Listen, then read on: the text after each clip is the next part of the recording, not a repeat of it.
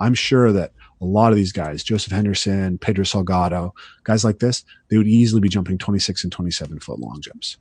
And again, that's been achieved. Like, if you compare Pedro Salgado to, a track and field jumping athlete, he's spending a much smaller period of his total training on developing that maximal ability, probably has a much less developed strength and conditioning program on top of it. So how are parkour athletes achieving these levels?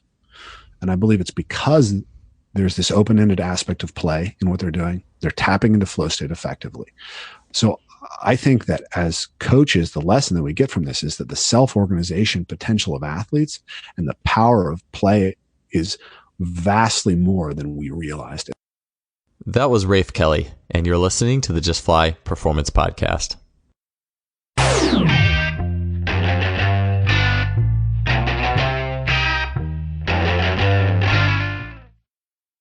Today's episode is brought to you by our longtime sponsor, Simpli Faster. There are a lot of sports technology companies out there, but Simpli Faster is the only website you can go to that features an online store that covers the bandwidth of training technology, from force plates to timing systems to muscle stimulators and more. Some products of Simpli Faster that I use and love include things like the Freelap timing system in K-Box, or coaches' favorites such as GymAware. Recently, Simpli Faster has added 2 units that as a coach you should definitely take a look at. The first is the Muscle Lab Contact Grid, which is an extremely affordable and portable, step-by-step, literally, system to collect data on jumps, bounds, sprints, agility, hurdle hops, and really as much as your creative mind can imagine. In what used to take a whole runway worth of data collecting strips, the Contact Grid does it all with only 2 small strips that together cover up to 40 meters of sprinting. Ground contact time, step rates, rhythms, and beyond are at your fingertips with this device. Another new unit, the VO2 Master, is an ultra-portable gas exchange analyzer. Don't guess on energy system development when you can get direct insight into VO2 capabilities in relation to specific sports skills, rather than being hooked up to tubes on a treadmill, or worse yet, a cycle ergometer to get a VO2 max. Think of the VO2 Master as your own gas exchange lab without the tubes and wires. Deepen your analysis in the specific conditioning preparation of your athletes with the VO2 Master today. These products and incredible customer service make Simpli Faster your go-to for your sports technology needs. I'm happy to have partnered with them in sponsoring this podcast. Their support has been tremendous, so check them out today at simplifaster.com. That's simply with an I, faster.com. Welcome to episode 174 of the Just Fly Performance Podcast. I'm your host, Joel Smith. Thanks for being here today. Our guest is Rafe Kelley. Rafe is you could call him a movement expert, but that really doesn't do quite justice to his diverse experience in this thing we call training or sport or movement or disciplines or any combination of all those things. Rafe is the owner of Evolve Move Play, which is a Seattle-based business that teaches humans the joy of movement. Rafe, his main discipline is parkour, and it might take me a little while to list everything else that he has done and experienced, but a few of those things were several disciplines within the martial arts, traditional strength and conditioning training in the scope of either try to dunk a basketball or lift heavier weights. He has experience as a gymnast and gymnastic coach, functional range conditioning specialist, which is actually how I originally found him, a video that he had done there, modern dance, sprinting, and many others. So Rafe co-founded Parkour Visions at age 23, and he eventually left to form Evolve Move Play. And Rafe's passion is to help people build the physical practices that will help make them the strongest, most adaptable, and resilient versions of themselves. So when we think of training, we tend to think lifting weights, growing muscles, quantified training programs. A lot of times we hear the word movement, and we just instantly think of something that's extremely esoteric and isn't going to get you stronger. I think a lot comes to mind a lot of times. Or we think of play, and we think of too unstructured to make a difference. But at the end of the day, there's athletes who were born out of play, as you're going to hear Rafe talk about, who are incredibly athletic and powerful and adept. And my goal in this show has always been to reach, to have a reach as far and wide as I can to encompass as many fields as I can to find what the best athletes therein are doing. Rafe's not only his knowledge of training and motor learning is second to none, but just the overall philosophy that encompasses it. How to manage a group dynamics, emotional states. We're going to talk about a lot in this show today. The main things are going to be structured versus unstructured training, impact of a play-based warm-up, and how to know when a group is ready for harder work. He's going to talk about his own lessons from parkour-based training, how he could jump higher at age 37 when just doing parkour as his primary form than when he was younger and 21 and doing dunk-specific, vertical jump-specific, weightlifting, plyometrics, and the whole rigmarole-based training. And then we're going to take that a little bit into, we're going to get into the practical pieces of that, talk about the impact of complex training, as well as Rafe's vision of movement and fitness at large. This is a critical podcast. I enjoyed this immensely. I think that it's about movement. It's about enjoying and loving what you do. It's about more than, it's about the heart and the core of what it means to train and be an athlete. And when that's achieved, the results are phenomenal. So I'm going to stop there and get to the show. This was amazing. I hope you guys enjoyed as much as I did. Let's get to episode 174 with Rafe Kelley. So your background is probably a little bit different than a lot of fitness professionals. What led you down the I guess, quote unquote, movement path of things? Yeah. Hard to say. I always find it interesting where to start this question, but really, like, I guess I grew up as part of the counterculture at the end of a dirt road, and I was running around climbing in the woods all the time as a kid. I started martial arts when I was 6 years old. So I've been training martial arts off and on pretty much my whole life since then. And then, a really big turning point in my life. So I had ADHD and dyslexia, and I was basically testing as if I wasn't making any progress in school. So they wanted to hold me back after kindergarten, and then after first grade, and then after second grade, and then after third grade, they insisted that I be held back. And I had a mentor who came into my life and took over my education at that point. And he kind of did a couple things with me that really helped. One was he read The Lord of the Rings to me. And that was like, I was so excited about that story that it gave me the motivation to go and like make myself read so that I could read it to myself. But the other was he roughhoused with me all the time. So anytime that I wanted to like wrestle, he would wrestle with me. And that was like really profoundly healing for me. And there's lots of information about how like high energy boys in particular, like they really benefit from intense physical play to regulate their emotion, to regulate, essentially develop them cognitively. So that was super beneficial to me. And then when I was like 12 years old, I became a mentor for other kids, and I was doing the same thing with them. Then at 15, I got really into basketball and gymnastics after watching the 1996 Olympics. And after watching, my brother showed me Hoist Gracie in the first year, and a little bit of kickboxing at that point in my life. And I pretty much have been actively training since. I got into strength training and lifting weights and, doing all that so I could dunk basketball, right? Like a lot of people. And then when I was 23, I discovered parkour. And for me, parkour was kind of, this super powerful motivation. I fell in love with it as soon as I saw it. And that's, I guess that's a little short version of how I got started. Yeah, that's really good stuff. And I feel like there's a lot of parallels to me in my own life.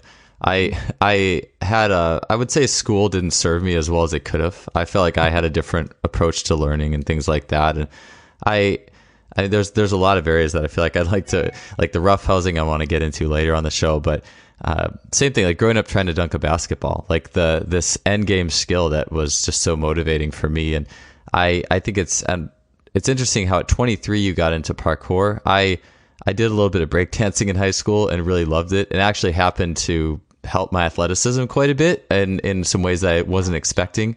And I'd like to get into that a little bit as well. But I find in my own adult and older life, if I just train to dunk, I'm 36 now, and I can still train at a fairly high level, but it's just not as rewarding. If you do the exact same things you did when you were 17 or 18, it's just not rewarding in the same way. And so I'm always finding myself, if I'm running sprints, I have to put hurdles in the track and do it at random intervals.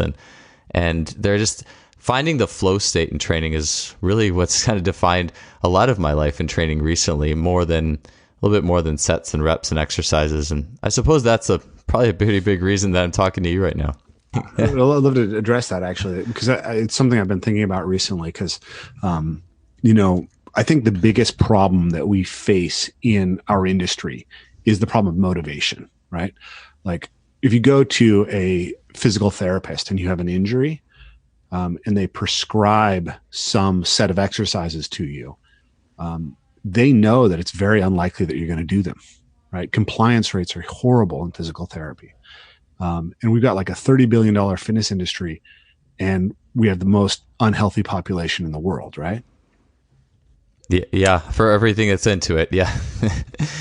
So how do we fix that? And I think flow, which you just mentioned, is a really important part of it. But we've been thinking about this in reference to kind of some of the feedback that we've been sifting through for our online programs.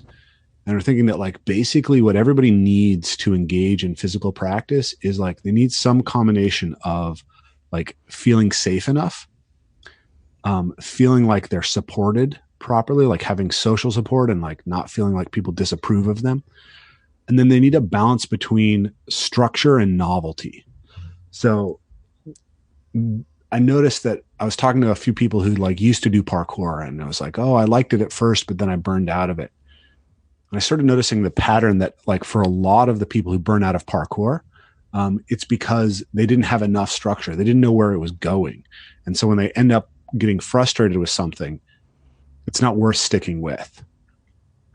But then the flip side, like people who do a lot of strength training or traditional fitness, I think they burn out because there's too much structure. There's no variation. There's no novelty. And so you just can't keep doing the same thing forever. And I think that's what you're referencing. And like, I just think that's such a profound thing to think about. Like a game that's really engaging is a game that contains both a structure that provides clear orientation and goals and like infinite variation. So like people will go play basketball and be motivated to play basketball for years and years and years. Same for soccer, same for any of these things. And it's because it has so many ways that it can play out. And so in our training, the way that we work with people, we have to think about how do we create enough structure so that they have a clear direction that they're going to, so that the goal organizes them and gives them motivation, but that there's always something new that's being generated that's intriguing and novel. Because if there's nothing new, they're going to burn out.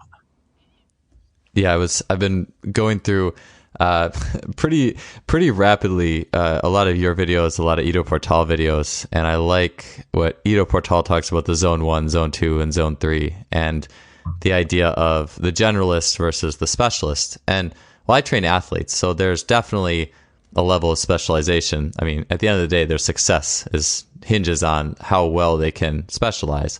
But Yeah. there's also the in the Bondarchuk training pyramid, where you have the specialization realms at the top, and the bottom is the general. So everything that supports that or underlies that, you have to have some general. Even if you're a specialist, you have to have some general work in your training at some point just to maintain the foundation. And I feel like that's where that level 1 or whatever the term is can really ring true, because you're continue. And I feel like elite athletes like to do that anyways. They're always trying to find ways to make a workout novel, even if it's sometimes frowned upon, I think, by what our traditional exercise standards would be. But it's almost as if for them, novelty is more important than whatever the next strength progression is, because they already have the tools for the game in many ways, and they're just trying to have fun, ways to continue to have fun. Yeah, I've been thinking about this recently. I'm really interested in the ecological dynamics of like motor learning models, and like all these ideas around how you keep training coupled, and how you make sure that how do you play the games that are going to have the most impact on you as a human being, right? And I think that a lot of what's happening in kind of movement culture in a general sense is picking the games that are the kind of the least impactful, actually.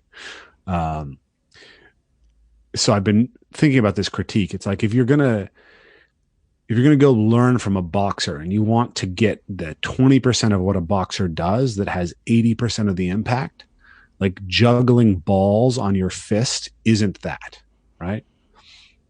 So you need to have, like the thing that a boxer has is the ability to like recognize the moment when they can hit with a strike, the ability to create power with the body, the ability to interact, with rhythm, read someone else's rhythm.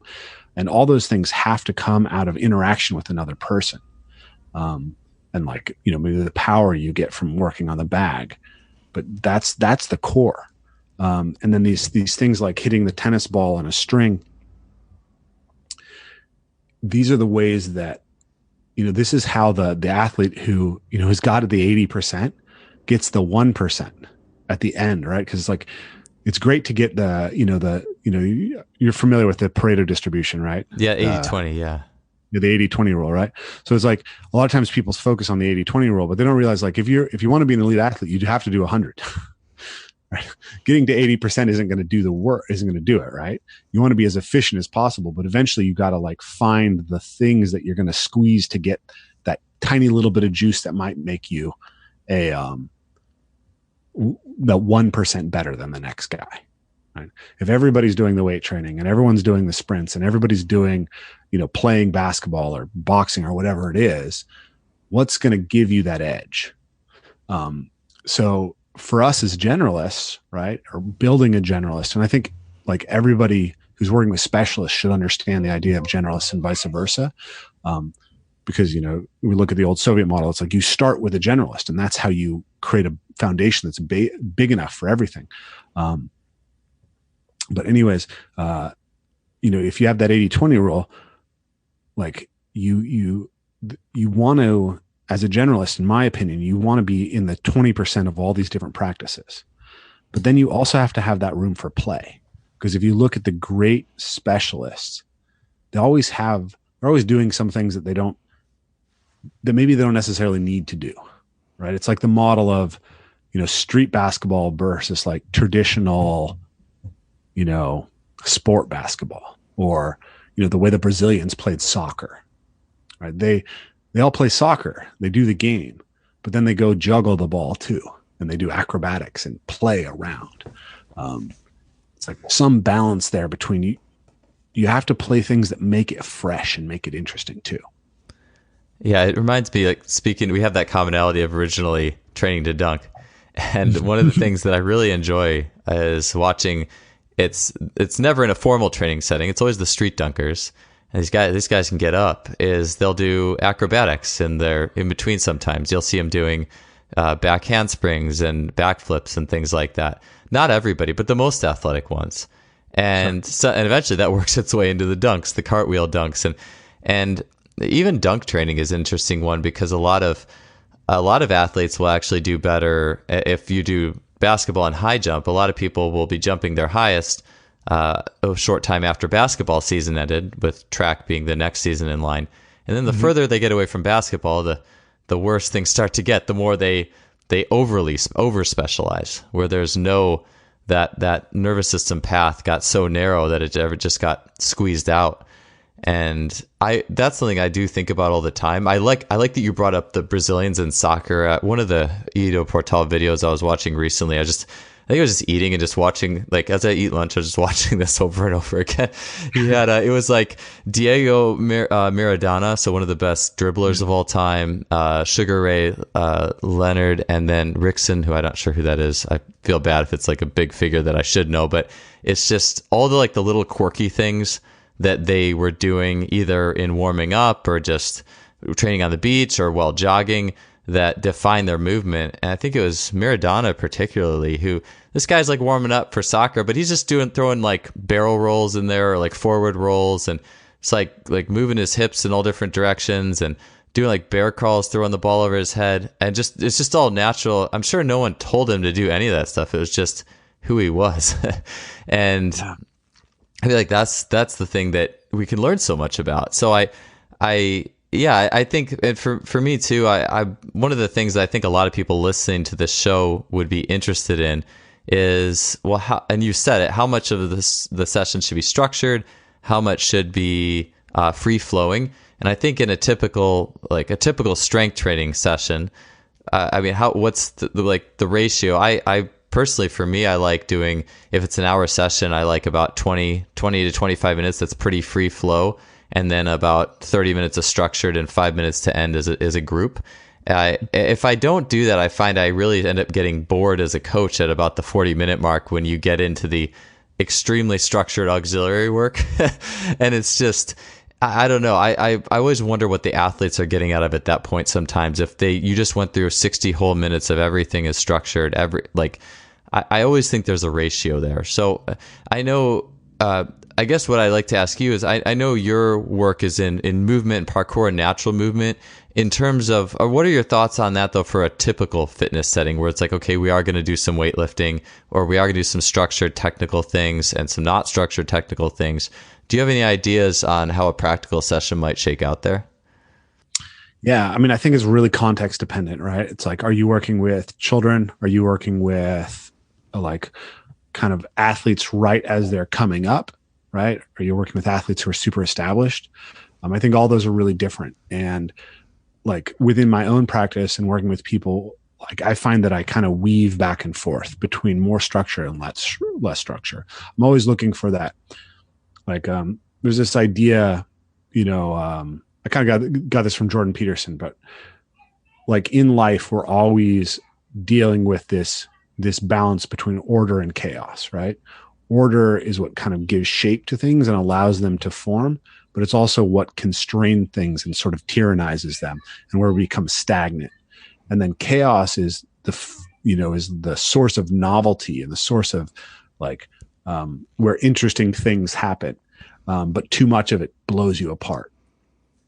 And so in my own training, I find that you're always kind of, and then the Tao, right? The Tao is basically the point at which you're perfectly balanced between chaos and order, the way.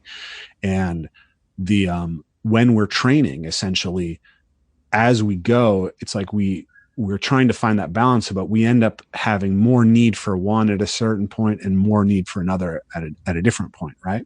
So I went through a period in my parkour career when I became very interested in like SMART goals, specific, measurable, actionable, realistic, time sensitive. And, I was training everything super precise. And that was cool for a while, but then I just burned out. And I also got a lot of injuries actually during that period of time.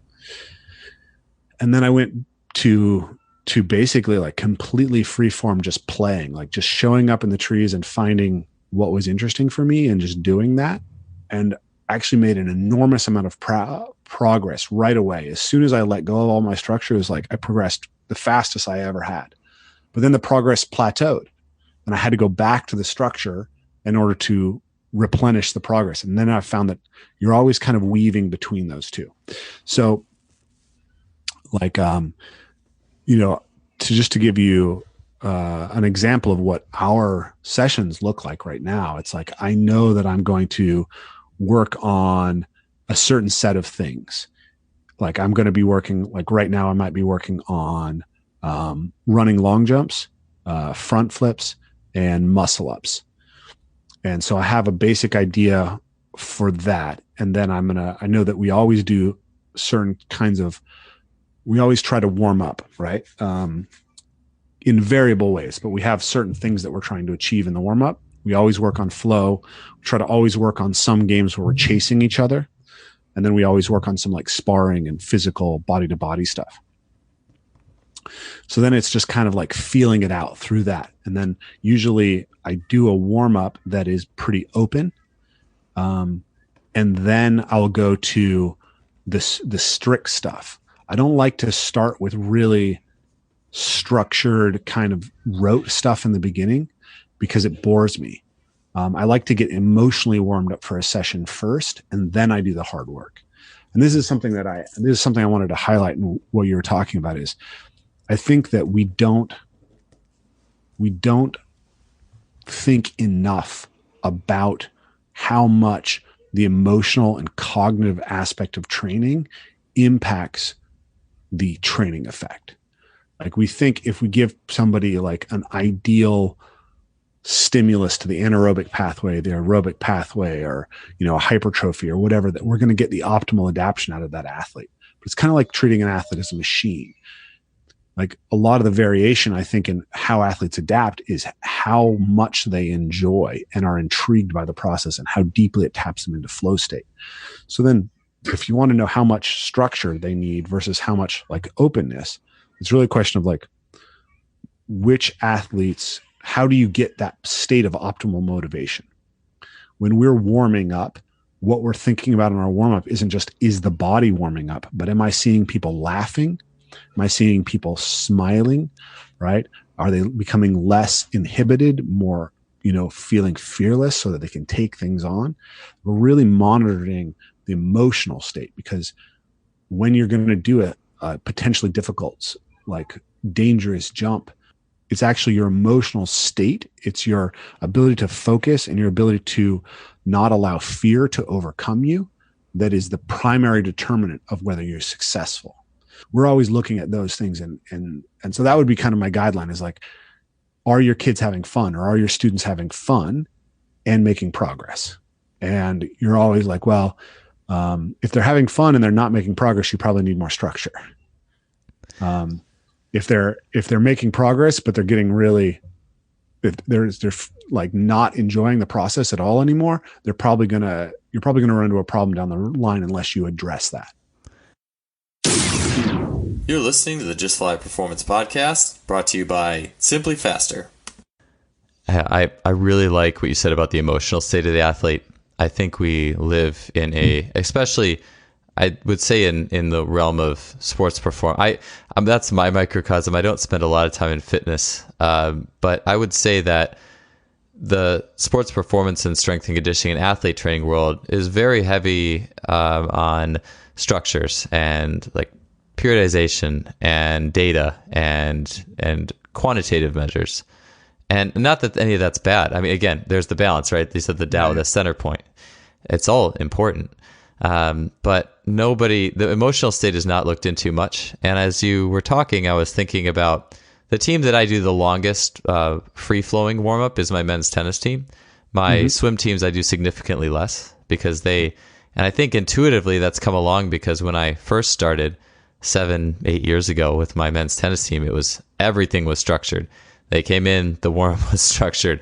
There was particular tempos and counts to everything. And I think part of it was the team too at the time, but the athletes were just really bored. Like you could see it over everyone's face.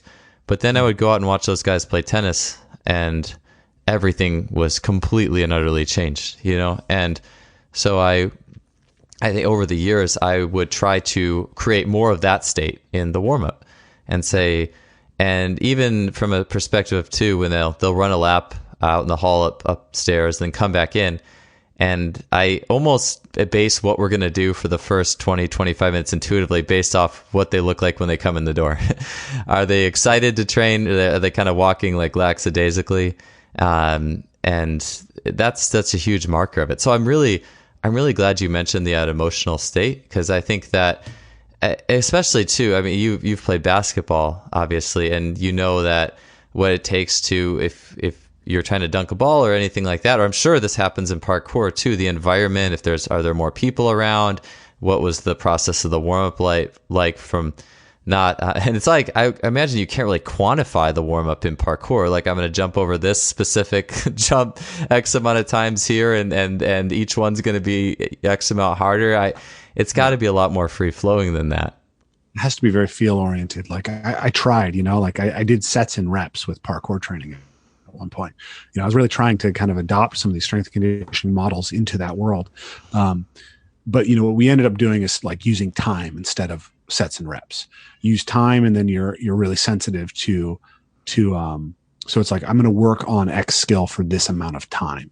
And then you're looking at like, okay, well, can I get more good reps in?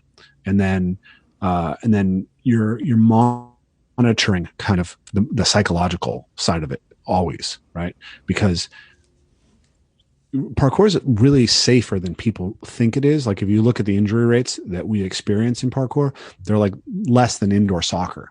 But on the other hand, like the potential consequences of what we do once we reach a higher level are really high.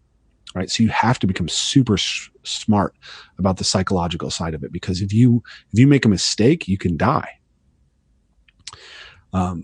So I think that it's a really interesting lesson in that. And like there, you mentioned the flow state earlier, but the research on the flow state shows, like a 500% increase in learning.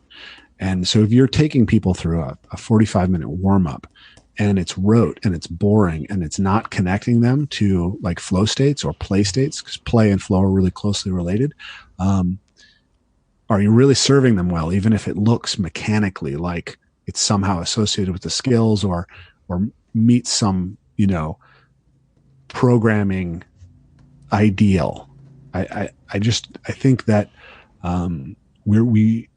I think we've made a huge mistake in conceptualizing athletes and human beings in general as kind of like machines, and our minds as like computers, and our motor control is like software programs. And I think that analogy is just, if you look for it, it's everywhere throughout this field. And I think this is really interesting because, like I know that you, based on the guests you've had and everything, that ecological dynamic is becoming more and more influential. And once you start to look at that with the lens of natural movement, you can really see why this analogy of man as machine is just totally inappropriate. Yeah, one of the books I read last year that was pretty impactful on me was Robert Greene's Laws of Human Nature, and he had a chapter where he was talking about masculine and feminine ways of thinking. And I think it's very similar to the qualitative and the quantitative. And to me, that and to be the ideal, you need to optimize both. You don't just want to lean one way or the other. And I always felt like that was it just fit well with how you got the best results out of everything. I know. So speaking in flow state particularly as well, that Dr. Tommy John posted something not too long ago on social media that got me thinking. It was something to the tune of, you have to do several hundred repetitions of a skill to learn it in a structured manner. But if it becomes play, or if it's a game, or if it's gamified somehow, it's like slashed into like a tenth. It's like 20 or 25. I'm not sure what the source was, but it reminded me of, I thought about that when you were talking about the warm up as, and now this would be my question here is, when you're doing things that are a little more spontaneous or flowing or game-like in the warm up, is that just for the warm up things that improves the learning, or do you feel like that has a really strong effect on the motor learning in perhaps the structured elements that will happen after the play is done? Definitely, because a lot of times we have this idea that like we need to eat our vegetables right before we get to our dessert, and there's places in our life that's really appropriate. But in physical practice, one thing that I found is that if you can get people to tap into something that they love, it's going to give them way more motivation to do the things that they just kind of need to do. And a lot of times it's easier to sustain a positive emotional state through the things that need to be done once it's been established. So for myself, I have like really tight ankles. I sprained my ankles severely 8 times on each side between 12 and 18 years old playing basketball. So like, in order to do the big scary jumps that I do, I really need to make sure that I'm taking care of my ankles before I do that. And that is not the most fun part of my training. It's something that I just kind of have to go through. If I start with that, it actually often results in like having a harder time really getting like emotionally and cognitively aroused properly for the session. But if I do it after I've done something playful, something engaging, it's actually way easier for me to sustain that state through the rote work before I get to the like exciting stuff. Yeah, I'm glad you made that parallel, because yes, when you had said do the easy before the hard, I think that the idea of eating your vegetables and your good food before dessert definitely comes up. But the biochemistry is different in movement. And I mean, I agree with you. I totally agree with you. I've been there myself. I definitely understand that. One of the things I wanted with you doing parkour too, and being in basketball, or having done basketball. Well, I think this would be something it's interesting to me for sure. There was a study. I probably quote this study once a year, either on the podcast or in an article, but it was out of 1990s sports science book, Thomas Kerr's. It was quoted in, I think, Easy Strength by Dan John and Pavel. And it was the Bruzon and his long jump study. And it was the group that they had two groups, and one group would train just jumping as far as they could every single time. A second group would try and jump to different markers in the pit. And the sub-maximal, so all different arrays. And the group that jumped to all different markers ended up doing better in the end. And I think there's a lot of different motor learning theories as to why. What was presented in the book Easy Strength was the schema theory. And honestly, I can't even remember exactly 100% what that entailed. I think it was just like you get different instructions by each of the sub-maximal. You can get a better instruction at the end versus going all out. But what's been your take on something that's free-flowing like parkour, in terms of just raw athleticism? Because I think a lot of coaches out there, coaches listening to the show, as well as myself, at the end of the day, I want an athlete. What's the easiest and most effective way to get an athlete to jump higher, run faster, and get stronger? That might not be just getting as amped up as you can every time and lifting as heavy as you can or jumping as far as you can, adding skill elements into it all. In your transition from basketball to parkour, what are some lessons that you've had along the way in that type of idea? So you mentioned you're 36 years old. I'm 37 years old. I like when I was playing basketball, I was like 200 pounds. I'm 225 now. Like my body's filled out as I've gotten older, and I hadn't like picked up a basketball in years. But I was watching like I don't know if you follow like Project Pure Athlete. I was watching some of his breakdowns on how to jump, and it's quite similar to how we set up or side flips and front flips in parkour. I played around with my kids, and I just decided to like try it out. And all of a sudden I was just bouncing up, and I like my wrist just super easily cleared the rim. And so I just grabbed a basketball and I easily dunked with two hands without really being warmed up at all. So like, I think that parkour, I'm not working on maximal straight up vertical jumps almost ever in my practice right now. But I think that parkour is incredibly powerful in developing the elastic qualities in the athlete and in developing them through the entire body in a way that a lot of the structured way that we train athletes isn't. And I think that really parkour is a really profound place to harvest some insight about optimal learning, because essentially parkour has been around like popularly for maybe 15 years. Like when I started in 2005, there were like 3 other guys in Washington State. So it's a really young sport. And I came from a gymnastics background. And if we look at like gymnastics as kind of like, there's a lot of parallel skills in parkour to gymnastics. So I was always kind of like, well, if you asked a parkour athlete to learn gymnastics or a gymnast to learn parkour, who's going to become competent in the other sport faster? And for many years, it was like, it's clearly the gymnast. But I don't think that's the case anymore. Like one of my old students, Nathan Weston, he does triple backflips off of like metal bars in the street. I know another athlete, Jared Nahulu, who does double doubles. He does 2 flips with 2 full twists. So basically parkour athletes are now flipping and twisting a similar amount to Olympic gymnasts, but they're doing it on inconsistent, like variable terrain over hard surfaces. And they've achieved this despite the fact that they don't have like coaching staffs that are supporting them. They don't train the same amount of hours, and they didn't start when they were 4 years old. So that's pretty astonishing to me. And if you compare it to track and field in the world now, as far as jumping athletes are covering 20 plus foot gaps, running gap jumps between concrete objects.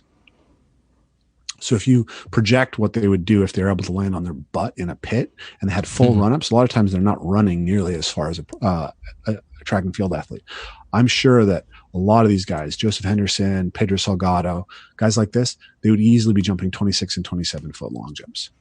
And again, that's been achieved. Like, if you compare Pedro Salgado to, a track and field jumping athlete, he's spending a much smaller period of his total training on developing that maximal ability, probably has a much less developed strength and conditioning program on top of it. So how are parkour athletes achieving these levels? And I believe it's because there's this open-ended aspect of play in what they're doing. They're tapping into flow state effectively.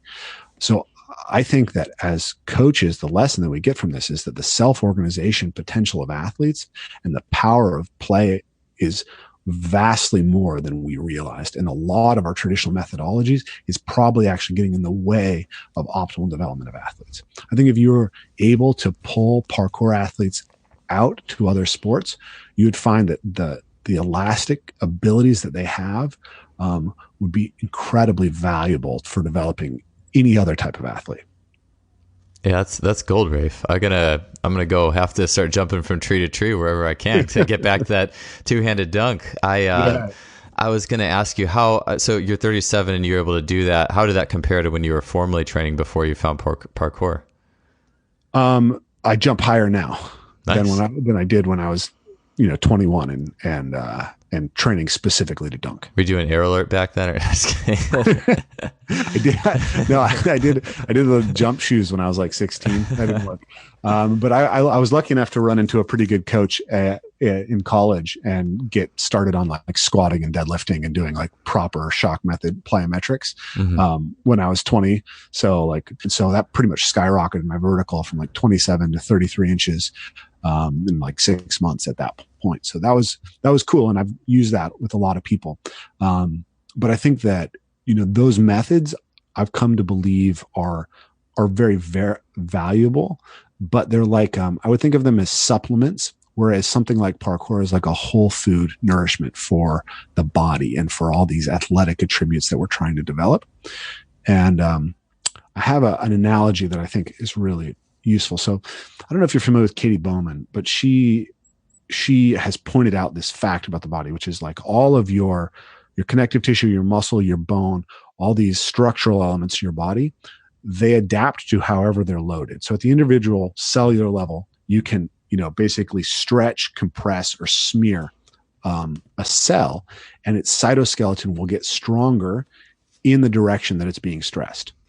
So your whole body is responding to whatever type of stimulus that you're giving it.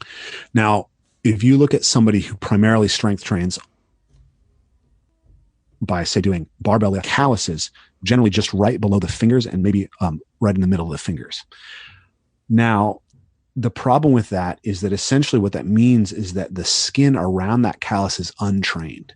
The skin, because the pressure point, the area that's loaded is so specific every time that it's loaded, you're developing a proportional strength problem where you have a massive amount of hypertrophy in one region next to an area that's atrophied and untrained.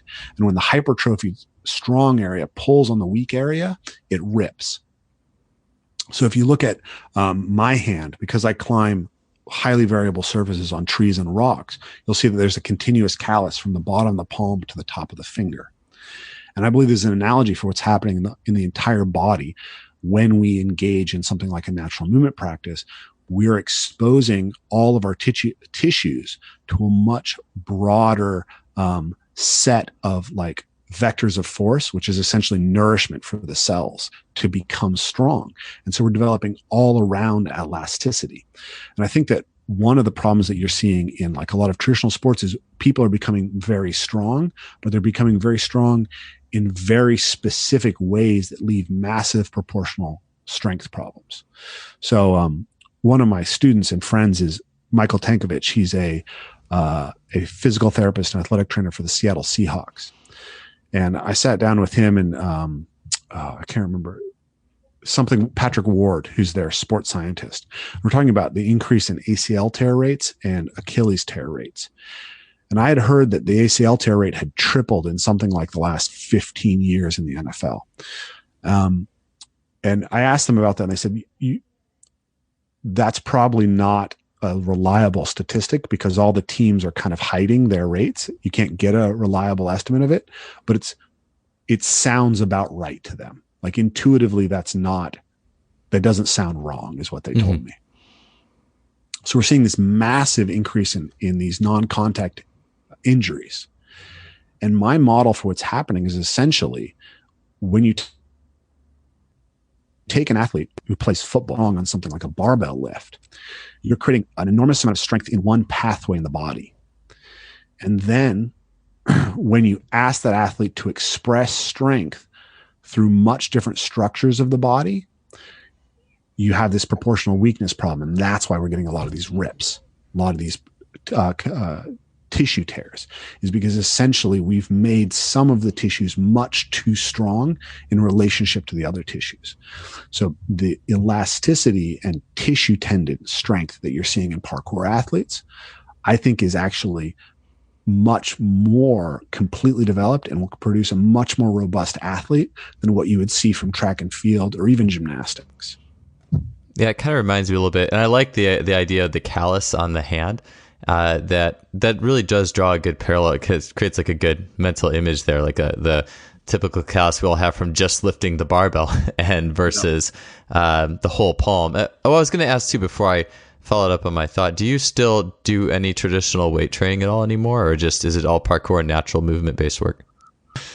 Yeah, so we do definitely use barbell training and ring training at times.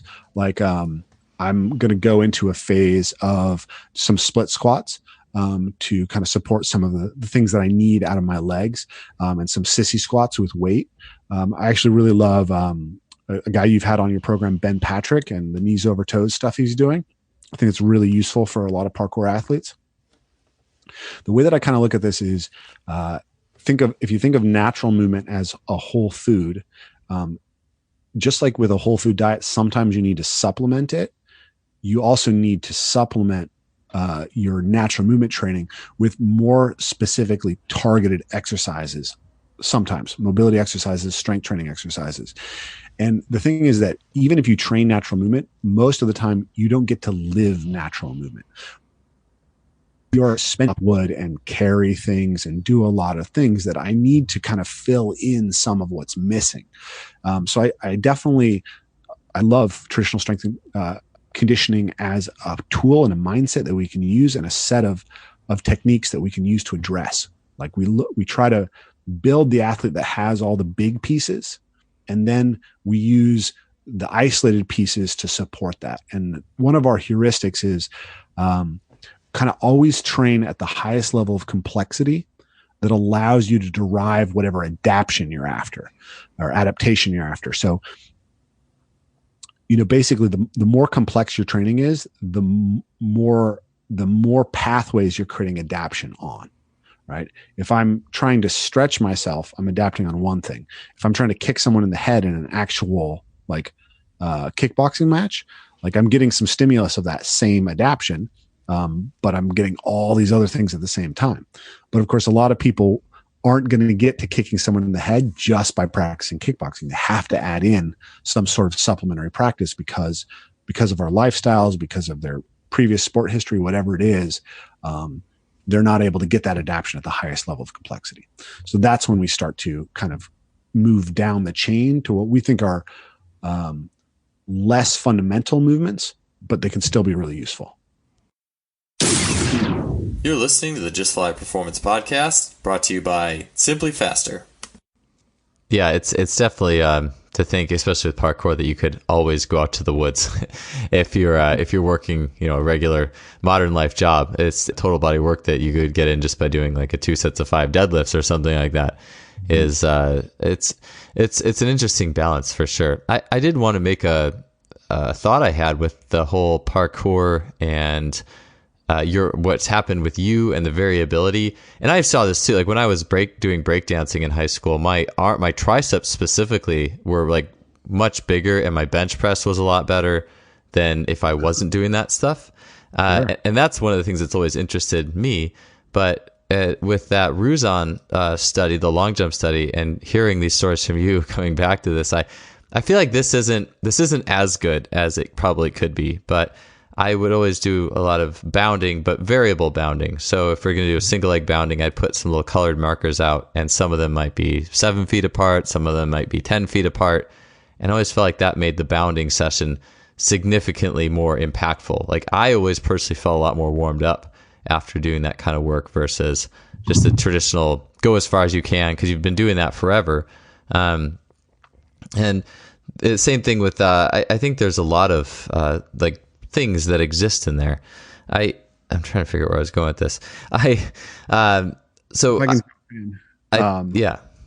I think the variable bounding thing is really interesting because I think that's where you get into this kind of problem of like a mechanical versus like understanding a human being as like an ecology. So if you think that you're a mechanical thing and your output is just power, right?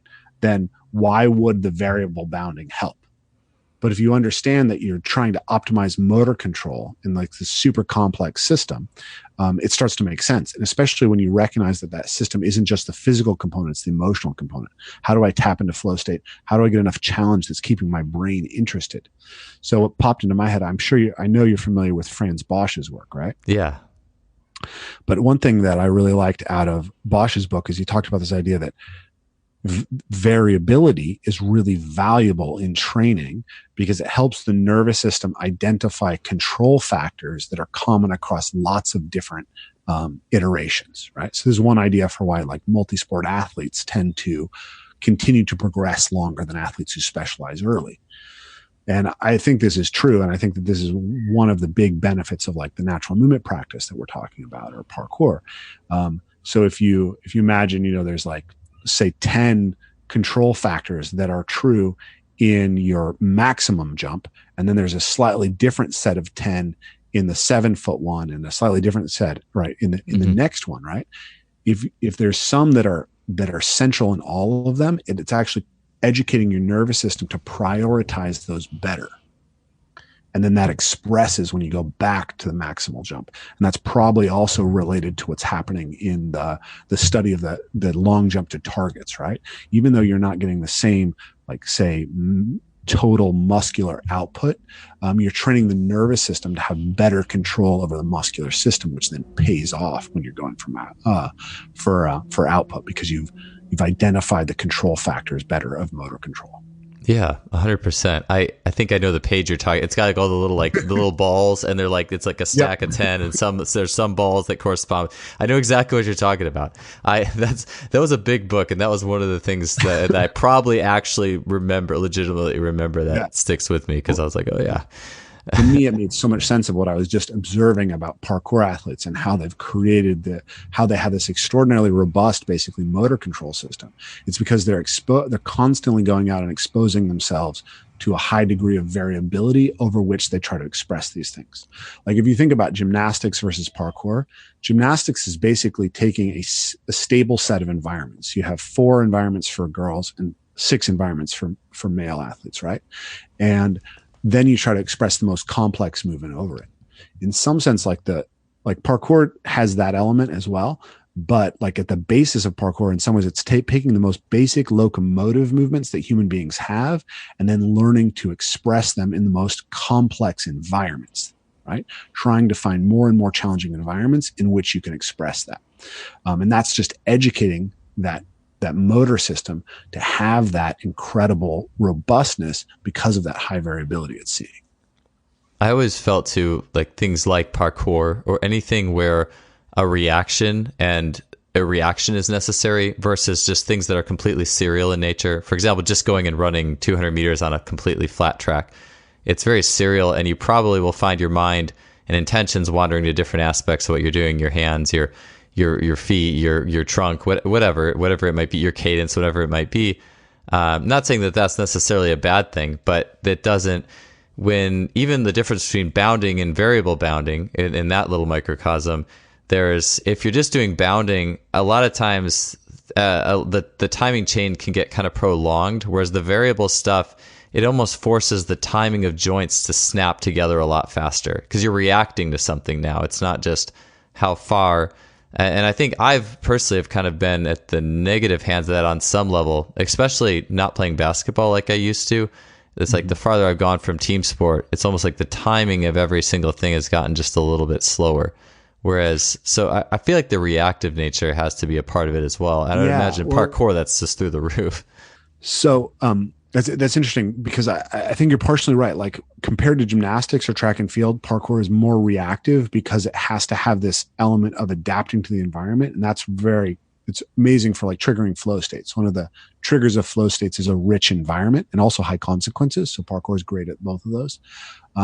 But most parkour training is pre-planned and volitional, right? So you look at a series of obstacles and you plan the movements that you're going to do.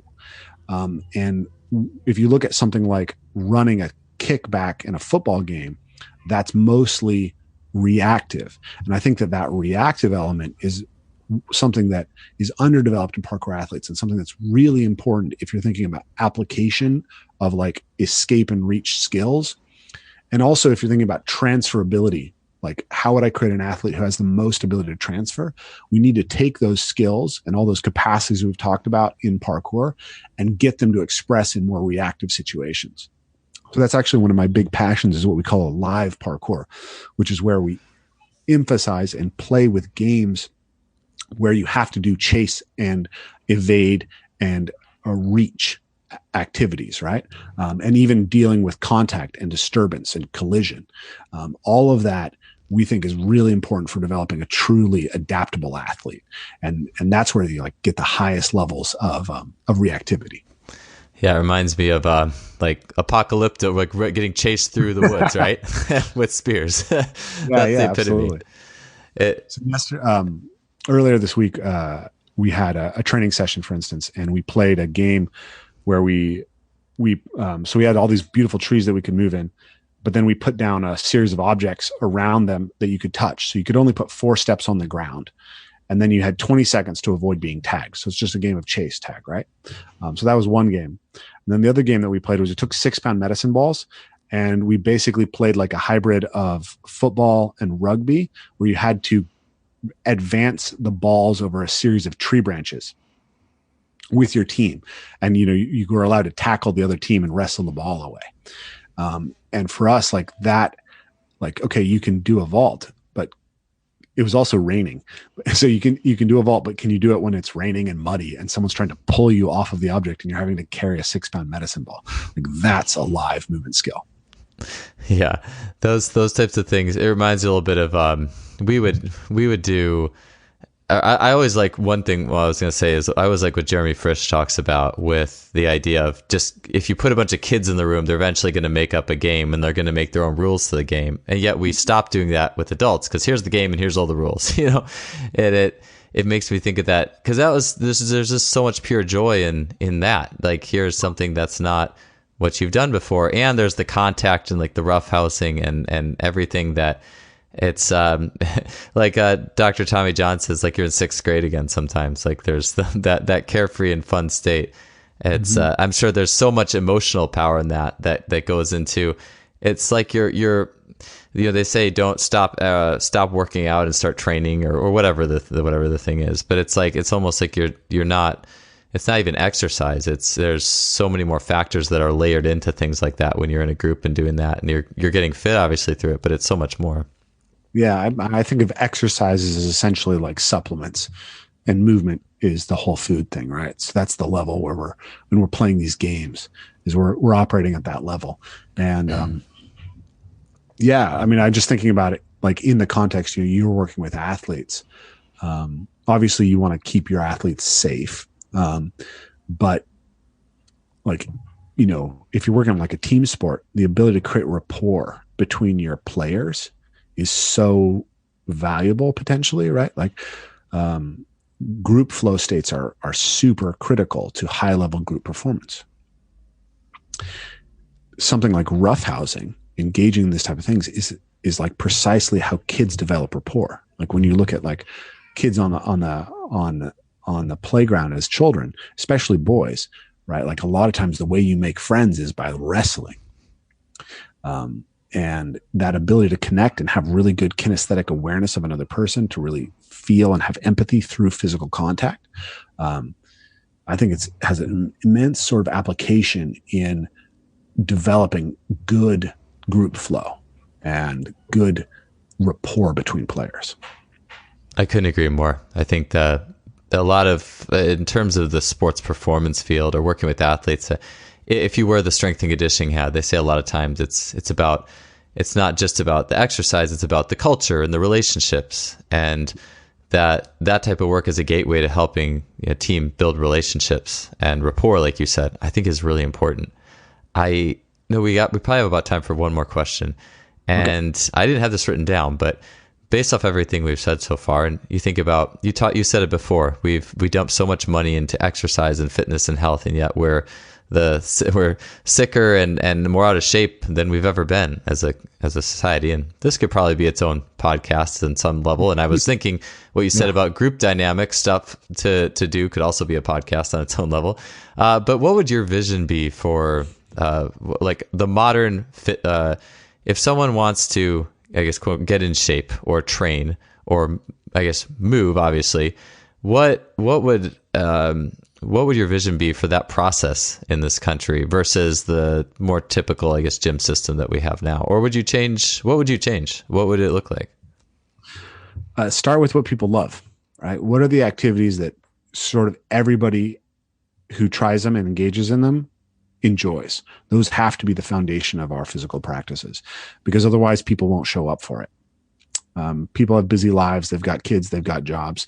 If you're asking them to go run on a treadmill for hours, like most people just aren't going to do it. So, for us, we think that's stuff like parkour. We think that's stuff like roughhousing. We think that's stuff like playing with objects, like juggling and, ball games and stick games. It's like, instead of thinking of how we can like build all these ancillary training programs that allow us to do the things that we enjoy, what we should be doing is how do we scale the games that we enjoy such that they are safe and like provide a sufficient chance of success to everybody who starts them.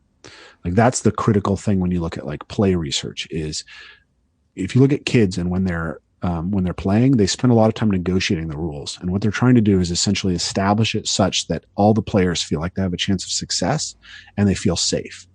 And so this is really what we need to do for our whole culture is return to a feeling that people can get success, get something positive, get, positive, emotional, rewarding situations, safely from physical practice.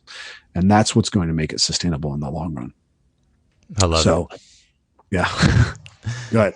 No, I just that's awesome. I that idea of things, I think is fantastic. It reminds me of when I'm out at a track on a Saturday or a Sunday and I see people just playing pickup soccer and having a blast, like that the emotions and the fun that comes with that. I couldn't agree more. You have to love it. It shouldn't be a chore. It shouldn't be I feel like you're just going to run out or it's just not going to be as good as it could be if that was the case. Yeah. And I mean, so like if you play soccer, right? Pickup soccer, you're getting cardio, right? But you're not just getting cardio, you're getting like complex coordination activities that are requiring cross hemisphere connection. And you're getting social life and you're getting, flow states and you're getting, connection to other people. And all those things are like nutrients that you need to harvest in your life. If we, to me, something like running on a treadmill or even doing like, machine-based training, it's really low. It's very low in benefits compared to the things that we could be doing. And most people honestly aren't going to prioritize it because they recognize that. They recognize that I'm not getting that much out of this. And there's much better ways. We can stack way more benefits into our movement practices and still achieve the health impacts that we want when we reconceptualize what exercise is. Yeah, if it was more like that, I think Planet Fitness would be long gone.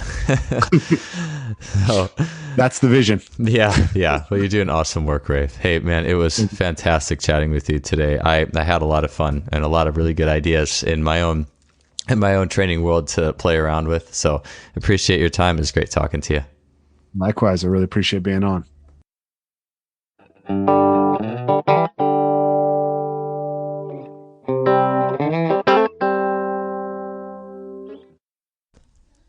That does it for another show. Thanks for being here with us. Really appreciate it. And man, that was a good one. In the aftermath of that talk, both my own training sessions and those of my groups were both thought-provoked and enhanced, as there was just so many good things in that show that really connected a lot of dots for me. Also, if you enjoyed it and what Rafe had to say, he has a new online course on movement and parkour that you can check out at his website, evolvemoveplay.com. Before we go, we'd like to thank our sponsor, SimpliFaster.com, suppliers of high-end training technology. They have been a huge support to this show for a long time. They do awesome work, so support them by checking out their blog and their online store today. And thanks again to SimpliFaster.com. If you enjoy the show and what we're doing, don't hesitate. Leave us a rating or review on Stitcher, iTunes, whatever you're listening to. It'd mean a lot to me. It'd spread the word of what we're doing, and I'd really appreciate it. All right, I'm out for this week. We'll see you next one.